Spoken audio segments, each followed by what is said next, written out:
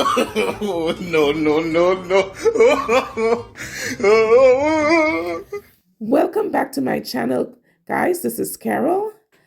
If you haven't done so just yet, please consider liking and subscribing to my channel, and please consider sharing with a friend. Tonight, I was cleaning my room, my nail room, and I decided while I'm cleaning my nail room, it would be a great idea to clean my brushes. They wasn't too dirty, but some of them had a little bit of product stuck to it. And so I decided, hey, I'm going to clean my brush. And so, um, yeah, this one has a little bit of product in it as well. So my husband asked, well, hon, what is your brush made of? And I said, Kolinsky stable. And he goes, well, what is a Kolinsky? And guys, in my ignorance, I thought it was a horse, all right, because it said stable. But we decided to look it up. What we found out is that a Kolinsky is nothing close to being a horse. It's actually a Siberian weasel, also found in Russia. And Kolinsky has been used as far back as the ancient Asia. So I will assume Chinese, Japanese, anyone on that part of the world was using Kolinsky for writing, right? They found that the fur on the Kolinsky tail made great brush bristles, and it was awesome for writing. Uh, I went back as far as 150 years in England and France. They also use it. Picasso, Monet, Rembrandt, all of those artists was using Kolinsky brushes for painting. It was great for watercolors, and it was great for acrylic paint, and it was great for writing, period. So I was like, oh, wow, okay. And I also found out that the brushes are more often than not, 100%, at least the ones that comes from England, are 100% handmade. So if you were wondering why your brushes are so expensive, they're 100% handmade. And if you hang around long enough, at the end of this video, it will show you some pictures of what a Kolinsky look like, as well as the process of making the brush, how they hand tie them, how they feed them into the little metal part and attach it to the brush handle. All right. So yeah, so it's great for writing and for painting. And in our case, as a nail tech, it's great for applying acrylic, monomer, and polymer to the enhancements. Another thing that I found out is that the more desirable brushes has a composition of 60% male fur and 40% female. For some reason, the male fur is far superior to the female, and I would look up the reason why. So 60% male, 40% female will make the best brushes. And I can tell you, I have an arsenal of brushes, and I have an arsenal of them, and I picked out from the ones I have at the house, I picked out the ones that I believe and maybe or perhaps has 50%, 60% male and 40% female based on their performance. When you go to purchase a brush, there is nothing that says the percentages. Just like you have liquid to powder ratio, you have male to female ratio on the brushes. And the best brushes, if you're having problems with a brush, you might realize or we may be able to conclude that the brushes are not 60% male, 40% female. The one on the left is a OPI brush. I have maybe 2 or 3 OPI brushes. The one next to it is the D&D. I have about 4 of those. I have about 3 of the Nat Polish. I have 2 Young Nails, and those came in my kit. And yeah, so when you using your brush, you might want to consider, or when you're going to buy one or purchase one, I will use the ones that I have until they die. When you go to purchase one, you might want to consider, you know, take in consideration that it's coming from an animal, okay? I am not saying anything about anybody who have a million of them. I am the biggest offender. I have a lot of brushes, but I had no idea where they were coming from. Okay, so that is my spiel on them. And like I said, they are hand tied. Um, and because they are an animal, a byproduct of an animal, it's an animal tail, the fur is on the tail. When you clean them, whether you use acetone, monomer, or brush cleaner, you may want to put some, what do you call it? You may want to put some cuticle oil in the brush after cleaning, simply because it is an animal hair, and just like when you shampoo and condition your hair, you need to use conditioner. You definitely want to rehydrate the brushes. Either one of those methods will and can and will dehydrate your brush. Okay. What else do I want to say about Kolinsky brushes? It is very important to have a good one. So I can tell you based on experience, my favorite brush is the second one from the left, the D&D brush.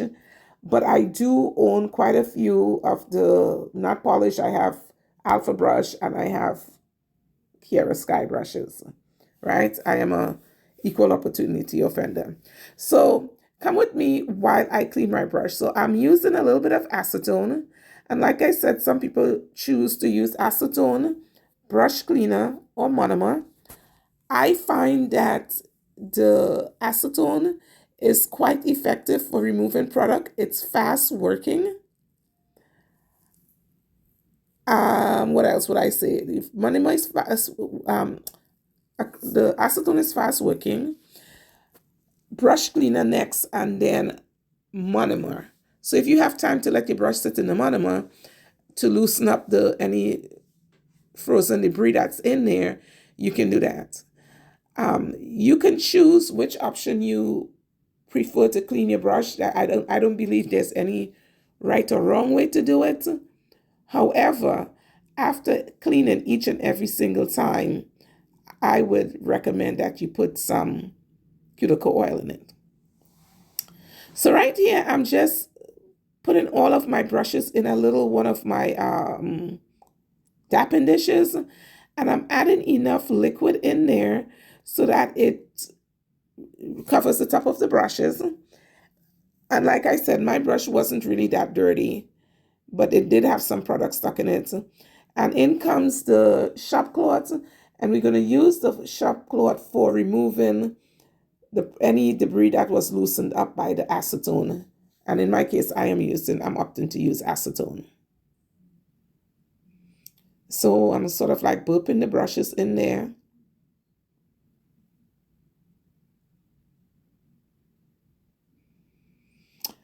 Alrighty, and then I'm just going to give it a little wipe off, and I'm also pinching it while I'm wiping. And I am choosing to use gloves to make sure that I keep the product off my skin, unnecessary exposure. The OPI one still had some product in there. The one that I have in my hand currently is my personal favorite.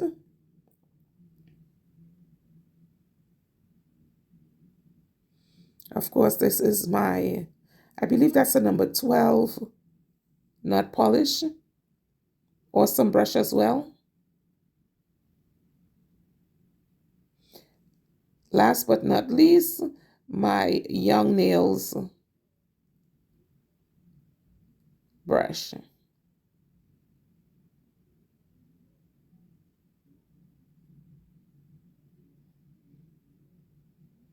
I'm checking to see if there is any product left in the brush. And in comes the Entourage Nail Gallery Cuticle Oil. And just like if you shampooed, nobody shampoos your hair without conditioning, guys. So think about when you clean in your brush that you just shampooed the brush. And so now we are applying a little bit of cuticle oil to rehydrate the tail, the furs of the Kolinsky. I massage it in a little bit on the brushes to make sure that it penetrates through the layers of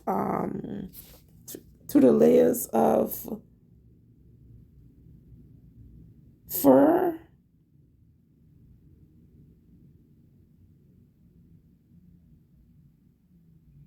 Just a little drop will do it, and I massage it in. I'm also checking to make sure that there is no debris of monomer polymer left in my brush. And I'm not pulling this too hard that I will pull the bristles out. And like I said, these bristles are hand tied, and then it's fed through the little cylinder part of the brush, and then the handles applied. So if you don't want to pull so hard that you are actually pulling the brush, the fur out of the brush. And that, my dear, my nail bosses, is my nail routine for how I clean my Kolinsky brushes. So perhaps you will take better care of your brushes now that you know some cute furry little animal sacrificed his and her tail furs to make this awesome instrument you have that helps you make money in your practice. So you can call it what you wish in Spanish or English, guys. That's what I found out. I will come back in another video with any other information I find out about the process of making your Kolinsky brush, or even if I find a better way for cleaning the brushes, I will be sure to let you know that as well. All right. Thank you for watching. Like I said, guys, this is me sitting around waiting for my package to come from Nut Polish. And while I was waiting for it, I decided to clean my brushes. Now, this may take a little bit of time for me to explain to you what it is I found out today about Kolinsky brushes, but I got all the time in the world. So, y'all know I like to play scientist, right? Well, not really, but yeah, I do. So that's my Kolinsky brush, and I wanted to introduce you to Mr. Kolinsky and his girlfriends. Oh my God, OMG, ain't he and she cute? Well, these beautiful little creatures, their tail in the percentage of, or their fur on their tail in the percentage of 60% male, 40% female is what constructs a great Kolinsky brush, right? Oh my God, it's so cute. I'm not sure how they harvest the fur off the tails, but this is the process that they use to create your Kolinsky brush. If you're wondering why they're so expensive, it's because they are a good Kolinsky brush is handmade and has been handmade for at least 150 years, as far as my research have gotten me so far. I also found a company that has synthetic Kolinsky brushes. Just in case you're interested, I haven't personally tried one, but if you would like to try it and let us know, please do so. So that's all I have for you on Kolinsky brushes and how I clean mine. Thank you for watching, and please share with a friend.